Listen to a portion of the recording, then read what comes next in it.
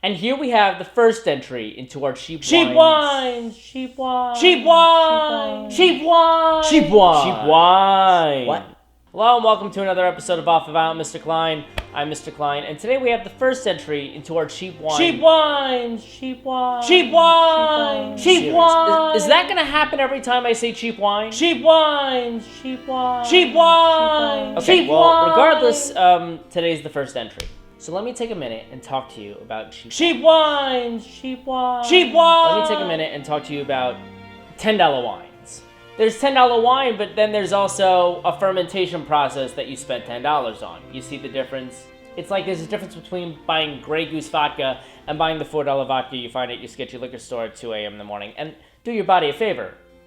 Don't drink $4 vodka. I drank $4 vodka. I feel like it was 100% ethanol. The label wasn't Russian. They could have put anything in there, but don't do it. So the wine that we have for you today is a wine called Globerati. It's a $9 Super Tuscan. Frankly, I didn't know $9 Super Tuscans existed, but here we are. And it's from Italy, Sangiovese grape. I'm sure it's fine. Let's check out the nose. So from the nose, it's not as complex as some of your $20 Super Tuscans, but it still smells like a Super Tuscan, very fruity. Let's check out the taste. Is it the best Super Tuscan I've ever had? No. Is it the worst? Well, no Super Tuscan is a bad Super Tuscan. Unless it's turned, then it's a bad Super Tuscan. But this is fine.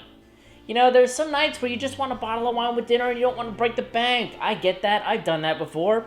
This is fine for that. I'm going to drink this with dinner tonight. It's a fine Super Tuscan. This has been another episode of Off the Bound, Mr. Klein. I'm Mr. Klein.